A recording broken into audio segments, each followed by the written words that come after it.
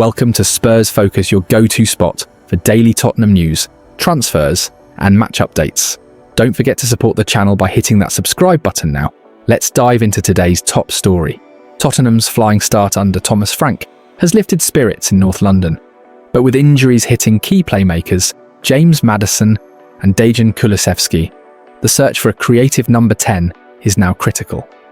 Having missed out on Ebereki Eze and Morgan Gibbs-White, Spurs have just 5 days left to Tottenham, have 5 days to complete their summer transfer business, to hand new boss Thomas Frank the best possible squad to compete at the top of the Premier League.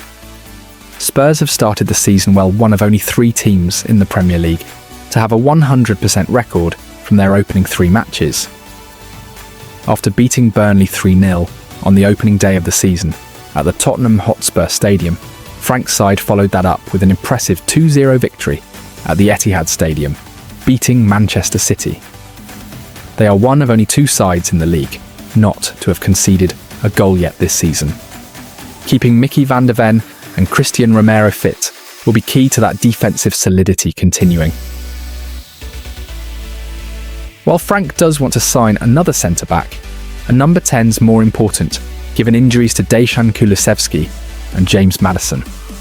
Spurs have failed with moves for both Morgan Gibbs-White and Ebereki Eze this summer already, and need to get their plans in place to sign an alternative before the window shuts on Monday, September 1st. Premier League payer would be ideal, given last summer's spend on young talent, and here Football.London takes a look at who they could sign from other Premier League sides as experienced options. Spurs are unlikely to do business with their North London rivals for anyone, let alone the player in their number 10 role, club captain Martin Odegaard. Morgan Rogers is a name that has been linked with Spurs, although Football London understands there is no interest in the Villa man at this stage. Emiliano Buendia wears the number 10 shirt, but struggles to get into Villa's team, let alone Spurs. Marcus Tavernier can play in there for the Cherries, while David Brooks wears the number 10 shirt for the South Coast club. It's unlikely Spurs would be interested in either pair to fill the void. Could Frank return to his old club to swoop for a player? Mikkel Damsgaard is the man in possession of the number 10 role at the GTEC Community Stadium and came on leaps and bounds under Frank in West London. Matt O'Reilly is the one who has started the season as the Seagulls' number 10. He only joined the club from Celtic last summer and has not played an awful lot following an injury last season, and has also been linked with a move to Serie A this year.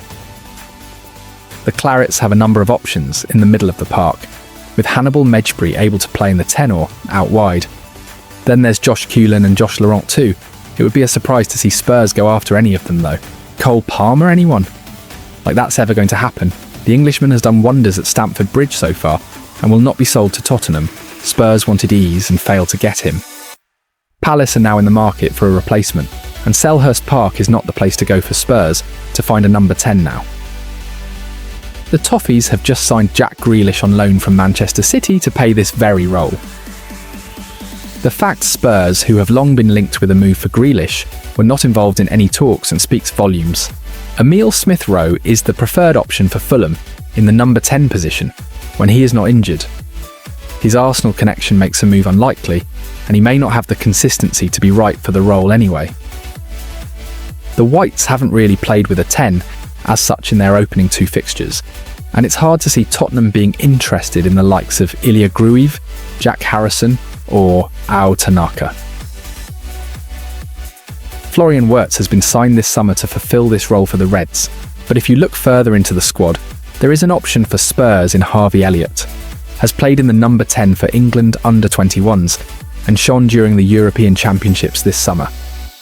Rayan Cherki has been handed the number 10 shirt and scored on his debut against Wolves on the opening day of the season. It can be hard to see who exactly plays in the 10th position under Pep Guardiola.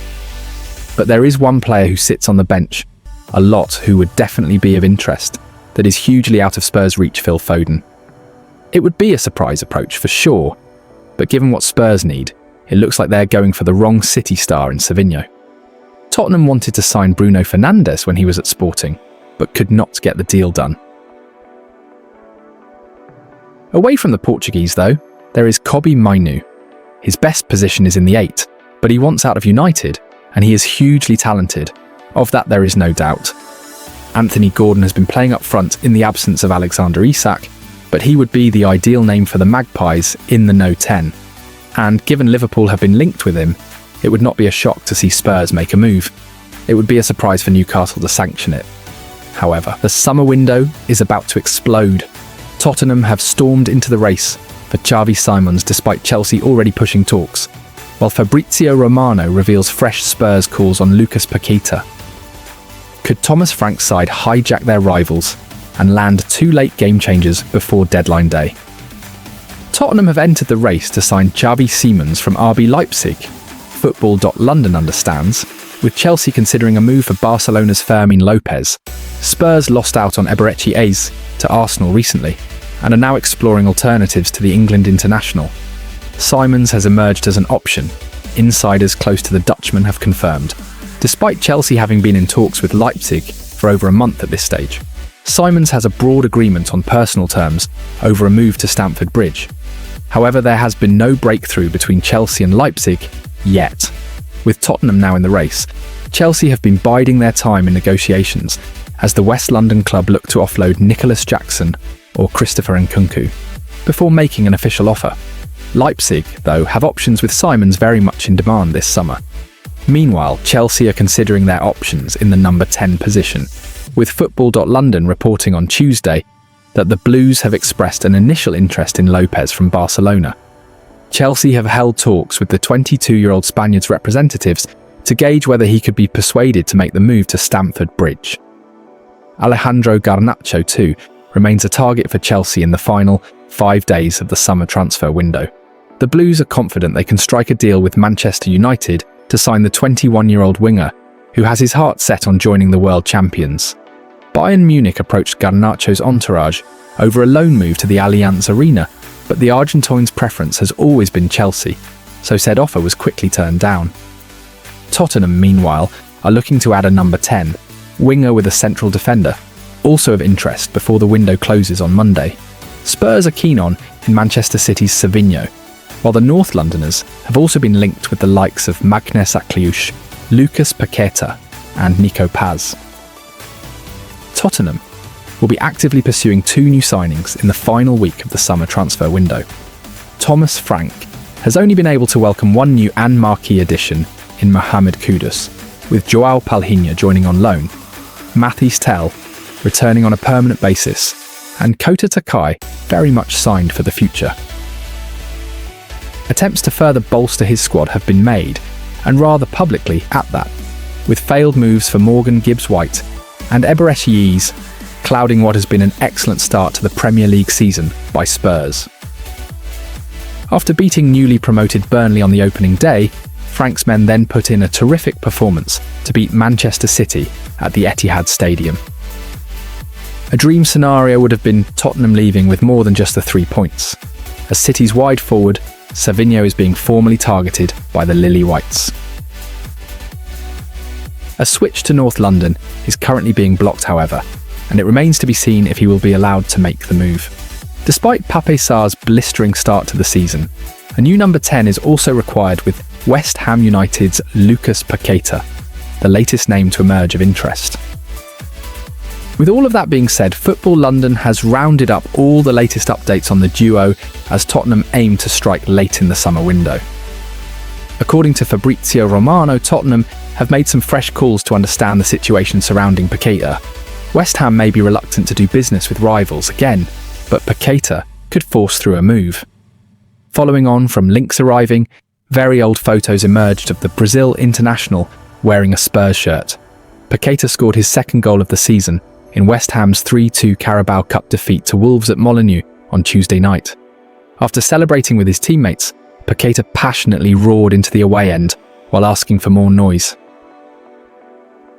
Just 4 days earlier, he netted a superb strike in the 5-1 defeat to Chelsea, with replays showing him firmly tapping the West Ham badge on his shirt.